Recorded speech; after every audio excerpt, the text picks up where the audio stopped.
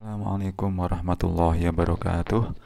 Alhamdulillahirrahmanirrahim. Wassalatu wassalamu ala asrofil anbiya wal mursalin wa ala alihi washabihi ajmain. Selamat pagi anak-anak. Bagaimana kabar kalian hari ini? Semoga tetap diberikan kesehatan. Sudah siap untuk belajar pagi hari ini? Sudah siap? Ya. Sebelum kita mulai, siapkan dulu kertasnya, bukunya, catatannya. Mungkin nanti ada beberapa hal yang perlu kalian catat ya. Oke, sebelum kita mulai, mari kita awali dengan berdoa bersama-sama, membaca surat Fatihah. Semoga belajar kita hari ini lancar. Semoga kita mendapatkan ilmu yang bermanfaat, dan juga semoga wabah ini segera berakhir dan kita bisa kembali belajar di sekolah seperti biasanya. Nanti ini Al-Fatihah.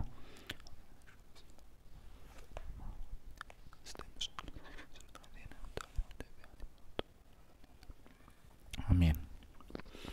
Oke anak-anak, kemarin di hari Sabtu yang kemarin, masihkah kalian ingat kita belajar tentang apa?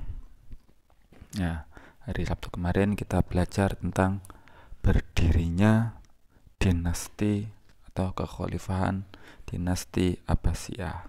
Nah, masih ingat pelajaran yang kemarin? Khalifah pertama dinasti Abbasiyah siapa? Nah, khalifah pertamanya adalah Abu Abbas As-Soffah. Pemerintahan ini berlangsung berapa tahun? Ya, pemerintahan dinasti Abbasiyah berlangsung lebih dari 500 tahun, atau lebih tepatnya 508 tahun. Ada berapa orang khalifah yang berkuasa? Ada 37 orang khalifah yang pernah berkuasa di pemerintahan dinasti Abbasiyah ini. Sekarang kita mempelajari periode kekhalifahan dinasti Abbasiyah.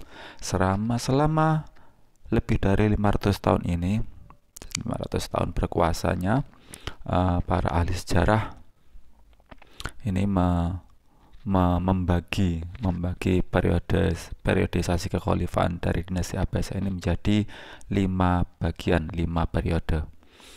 Yang pertama adalah masa pengaruh Persia, dimulai dari tahun 750 Masehi sampai 847 Masehi. Jadi mulai berdirinya dinasti Abbasiyah sampai tahun 847 Masehi ini disebut dengan periode pertama atau masa periode pengaruh Persia. Kenapa disebut dengan pengaruh Persia? Disebut dengan masa pengaruh Persia karena pemerintahan saat itu banyak sekali pejabatnya adalah orang-orang Persia. Karena banyak pejabatnya orang-orang Persia, maka sedikit banyak keputusan yang diambil oleh pemerintah saat itu berkat campur tangan dari orang-orang Persia. Makanya disebut dengan periode pengaruh Persia. Pada periode ini merupakan masa keemasan dari pemerintahan dinasti Abbasiyah. Jadi masa keemasannya itu berada pada masa pemerintahan Khalifah Harun ar-Rasyid atau Khalifah yang kelima.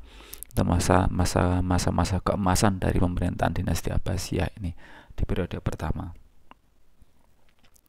Di akhir periode ini mulai muncul pejabat yang berasal dari golongan orang-orang Turki. Jadi saat itu sudah mulai orang-orang Turki sudah mulai ada yang menjadi penguasa.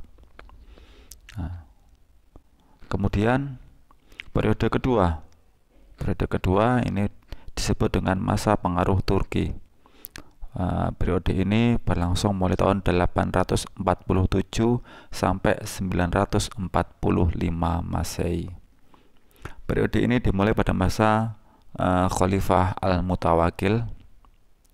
Khalifah Al-Mutawakil ini adalah penggantinya Khalifah Al-Mutawakil, dan para penggantinya ini sedikit lemah sehingga orang-orang Turki akhirnya dapat mengambil alih kekuasaan. Mereka mengambil alih kekuasaan di sini maksudnya bukan kok orang-orang Turki yang menjadi khalifah, tidak, tapi khalifah tetap dari pemerintah, dari keluarga Abbasiyah. tapi roda pemerintahan yang menjalankan adalah orang-orang Turki.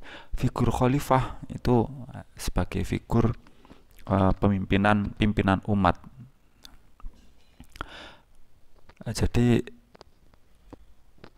sebagai khalifah itu diangkat sesuai dengan keinginan para pejabat tadi. Jika pejabat tidak sepakat dengan khalifah tersebut, para pejabat menggantikan khalifah tersebut. Jadi posisi khalifah ini lemah, sangat lemah. Secara politik pemerintahan melemah secara politik. Pemerintahnya tidak memiliki kekuasaan penuh. Dan dinasti Abbasiyah, keluarga Abbas tidak memiliki kekuasaan penuh. Kekuasaan diambil alih oleh golongan orang-orang Turki ini. Meskipun politik melemah, namun kemajuan ilmu pengetahuan dan kebudayaan terus berkembang. Ya, yang menonjol dari pemerintahan dinasti Abbasiyah ini adalah keilmuan, pengetahuan. Memang pengetahuannya sangat berkembang, sangat pesat sekali. Meskipun pemerintahannya melemah, tapi kemajuan ilmu pengetahuan ini terus berlanjut. Oke. Periode ketiga disebut juga dengan masa pengaruh Persia II, dimulai tahun 945 Masehi sampai tahun 1055 Masehi. Periode ini juga disebut dengan periode kekuasaan dinasti Bani Buwayhi. Nah, gini ceritanya. Dinasti Buwayhi itu keluarga Buwayhi ini adalah salah satu keluarga yang berasal dari keluarga Persia, orang-orang Persia. Itu ada sebuah keluarga yang namanya keluarga Buwayhi. Nah, keluarga Buwayhi ini mulai melakukan karir politiknya dimulai dari tentara. Dari tentara berprestasi, terus kemudian diangkat menjadi gubernur, dan selanjutnya mengambil alih kekuasaan dari orang-orang Turki tadi. Jadi Bani Buwayhi ini bisa berkuasa penuh di pemerintah dinasti Abbasiyah. Orang-orang Buwayhi mengambil alih kekuasaan, ternyata keadaan pemerintahan tidak lebih baik, malah menjadi lebih buruk. Orang-orang Buwayhi periode ketiga ini cukup lama, sekitar 100 tahun lebih. Kemudian periode keempat disebut juga dengan periode masa pengaruh Turki kedua, mulai tahun 1055 hingga 1199 Masehi. Periode ini juga disebut dengan kekuasaan Bani Seljuk. Bani Seljuk ini, keluarga Seljuk ini juga merupakan keluarga dari Turki. Periode ini dimulai dari bermulanya dari kisruhnya Bani Buwayhi yang menyebabkan munculnya Bani Seljuk. Jadi Bani Buwayhi di akhir kekuasaannya itu punya keinginan untuk menggulingkan kekuasaan dinasti Abbasiyah ke khalifahannya. Kemudian khalifah meminta bantuan kepada orang-orang Seljuk untuk mengembalikan kekuasaan dari dinasti Abbasiyah ini, hingga akhirnya orang-orang Bani Seljuk inilah yang berkuasa di pemerintahan saat itu. Periode keempat Bani Seljuk. Kondisi pemerintahan ketika dipegang oleh Bani Seljuk ini pemerintahan sedikit mulai membaik, akan tetapi membaiknya tidak lebih baik daripada periode pertama, tidak lebih baik dari masa keemasannya. Kemudian periode berikutnya, periode kelima, di mana periode kelima ini pemerintahan dinasti Abbasiyah bebas atau terlepas dari pengaruh manapun, berlangsung mulai tahun 1199 sampai 1258 Masehi. Kisru internal yang terjadi pada Bani Seljuk membuat pemerintahan Abbasiyah melepaskan diri terlepas dari pengaruh manapun. Keluarga Persia, orang-orang Persia tidak mempengaruhi, keluarga atau orang-orang Turki juga tidak dapat mempengaruhi. Akhirnya setelah beberapa periode yang lalu, periode pertama ada pengaruh, periode kedua ada pengaruh, periode ketiga ada pengaruh, periode keempat ada pengaruh, giliran periode kelima inilah dinasti Abbasiyah mulai bisa terlepas dari pengaruh manapun. Jadi bisa independen berdiri sendiri, kekuasaan dipegang oleh khalifah, pemerintahan juga dijalankan oleh pemerintahan tersebut. Akan tetapi kekuasaannya hanya efektif di sekitar kota Baghdad. Jadi wilayah kekuasaannya sudah lebih sedikit. Jadi tidak seperti pada periode pertama, kedua, ketiga, tidak. Jadi kekuasaannya dinasti Abbasiyah ini sudah mulai tidak efektif, tidak luas seperti yang lalu-lalu. Juga sudah mulai bermunculan pemerintahan baru seperti dinasti Fatimiyah yang nanti kita pelajari di semester 2 nanti. Jadi pemerintahan periode kelima ini sudah mulai sebenarnya sudah mulai berdiri sendiri dinasti Abbasiyah, cuman kekuasaannya hanya efektif hanya sekitar di kota Baghdad tersebut. Kemudian datanglah tentara Mongol yang melakukan penyerangan ke wilayah Timur Tengah saat itu, hingga pemerintahan dinasti Abbasiyah pun runtuh dan dihancurkan oleh tentara Mongol ini. Itu periodisasi dari pemerintahan dinasti Abbasiyah. Berikutnya silsilah kekhalifahan Daulah Abbasiyah. Ada 37 orang yang berkuasa pada pemerintahan dinasti Abbasiyah ini. Dimulai dari Abu Abbas As-Saffah. Ini Abu Abbas As-Saffah, ini khalifah pertama. Kemudian khalifah keduanya adalah khalifah keduanya adalah Khalifah Al-Mansur, khalifah ketiganya Al-Mahdi, kemudian khalifah keempat Al-Hadi, dan khalifah yang kelima ini Khalifah Harun Ar-Rasyid. Ini adalah khalifah yang sangat sukses saat itu, yang membawa pemerintahan dinasti Abbasiyah menuju ke puncak kejayaannya. Khalifah Harun Ar-Rasyid wafat, kemudian digantikan oleh Khalifah Al-Amin, Khalifah Al-Ma'mun, Khalifah Al-Mutasim, dan seterusnya, hingga sampai terakhir adalah Khalifah Al-Mutawakil III tahun 1417 Masehi. Ini silsilah kekuasaan dinasti Abbasiyah. Bisa di screenshot, jelas, bisa jelas, bisa dibaca Pak? Tidak? Kalau tidak bisa dibaca, nanti saya kirim lembar PDF-nya saja ya, biar bisa dibaca. Sedangkan pemerintahan keluarga Bani Abbas ini berasalnya dari sini. Oke, bentar. Quraisy, keluarga Quraisy ini bisa disebut dengan suku Quraisy.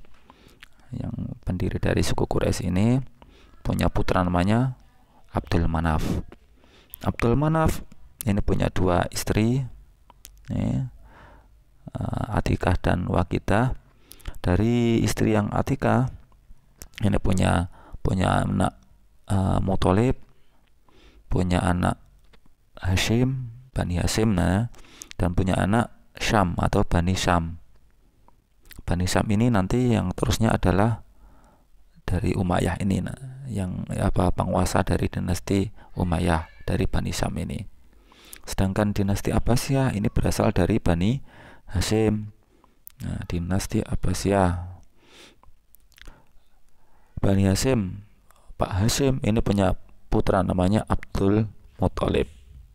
Abdul Muthalib ini dulu pernah diasuh oleh pamannya yang bernama Muthalib ini. Abdul Muthalib ini punya anak Abu Thalib, kemudian Abdullah, kemudian Abu Lahab, kemudian Pak Abbas, Hamzah. Abdullah punya putra Nabi Muhammad SAW. Ini Nabi Muhammad SAW. Sedangkan yang Abbas ini adalah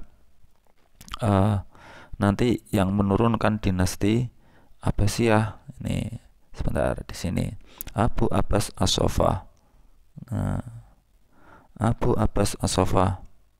As-Sofa dan Abu Ja'far Al-Mansur ini yang khalifah pada dinasti Abbasiyah. Sofa saudaranya Al-Mansur, Abu Ja'far Al-Mansur, Ibrahim Al-Imam, dan Musa ini saudaranya dari Abu As-Sofa, putra dari Muhammad, Muhammad bin Ali bin Abdullah bin Abbas tadi. Abbas ini paman dari Nabi Muhammad. Makanya dinasti Abbasiyah ini merasa, keluarga Abbas ini merasa lebih berhak untuk menjadi seorang khalifah bila dibandingkan dengan dinasti Umayyah, Muawiyah bin Abi Sufyan. Nah, ini Muawiyah, Bani Umayyah. Bani Umayyah ini ya masih saudara dengan Nabi Muhammad, tapi asalnya dari keluarga Syam tadi. Kalau Abbasiyah dari keluarga Bani Hasyim. Nabi Muhammad juga keluarga dari Bani Hasyim. Nabi Muhammad ini juga masih keluarga dari Bani Hasyim. Abu Abbas As-Sofa bahwa tadi juga masih keluarga dari Bani Hasyim. Sedangkan Muawiyah bin Abu Sufyan atau dinasti Umayyah ini dari Bani Syam ini. Begitu. Oke, seperti itu kekhalifahan dinasti Abbasiyah, silsilah kekhalifahan dinasti Abbasiyah. Alhamdulillahirrahmanirrahim. Semoga kita mendapatkan ilmu yang bermanfaat. Pelajaran hari ini kita akhiri sampai di sini. Jangan lupa nanti dibuka penugasan KI 3 atau penugasan materi penguasaan materi. Oke. Saya akhiri. Assalamualaikum warahmatullahi wabarakatuh.